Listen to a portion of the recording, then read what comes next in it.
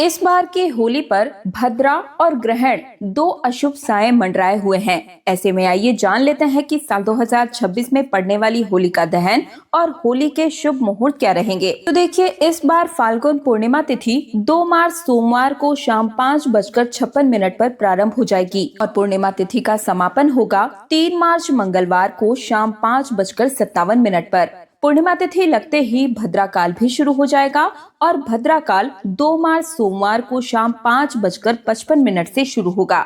भद्रा काल की समाप्ति 3 मार्च मंगलवार की सुबह 5:28 पर होगी।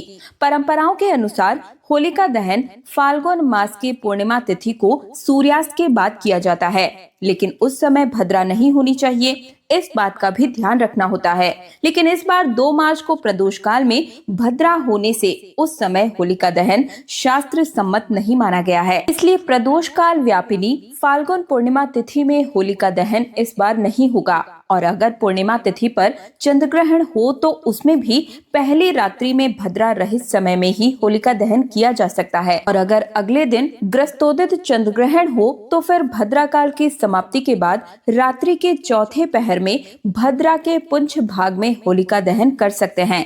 ज्योतिष शास्त्र के अनुसार इस बार फाल्गुन पूर्णिमा 3 मार्च को ग्रस्तोदित चंद्र ग्रहण के साथ आ रही है और निर्णय सिंधु में कहा गया है कि यदि पूर्णिमा तिथि के दिन ग्रहण हो तो उससे पहले भी रात्रि में जिस समय भद्रा नहीं हो, अगर भद्रा ब्रह्म मुहूर्त में नहीं हो तो उस समय पर होलिका दहन किया जा सकता है। ऐसे में अलग अलग विद्वानों के अनुसार सोमवार को देर रात के बाद भी और मंगलवार को सुबह ब्रह्म मुहूर्त में सूतक लगने और भद्रा की समाप्ति के बाद भी होलिका दहन हो सकता है। लेकिन अगर सबसे सही मुहूर्त की बात की जाए तो 3 मार्च मंगलवार को शाम 6:48 से रात 8:50 तक ही रहेगा। अशुभ मुहूर्त में और खास तौर पर ग्रहण या सूतक या फिर भद्रा काल में किया गया होलिका दहन आपके पूरे परिवार पर भारी पड़ सकता है, क्योंकि भद्रा काल को अशुभ समय माना जाता है। उस समय वातावरण में नकारात्मक शक्तियां बहुत अधिक सक्रिय मुद्रा में होती है, क्योंकि 2 मार्च सोमवार को पूर्णिमा तिथि लगते ही भद्रा काल भी लग रहा है।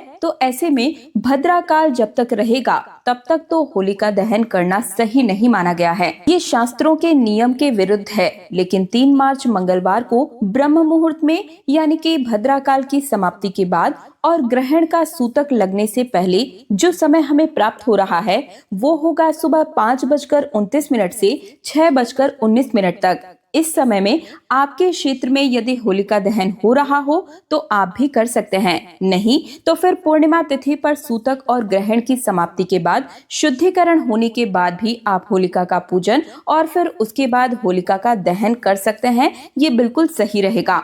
तो हिंदू पंचांग के अनुसार इस बार 3 मार्च मंगलवार को होलिका दहन किया जाएगा और रंगों वाली होली का त्योहार 2 मार्च बुधवार को मनाया जाएगा। हिंदू पंचांग के अनुसार डोल पूर्णिमा फाल्गुन पूर्णिमा को ही मनाई जाती है और इस बार कुछ जगहों पर 2 मार्च को और कुछ जगहों पर 3 मार्च को उदय तिथि के अनुसार डोल पूर्णिमा का उत्सव मनाया जाएगा।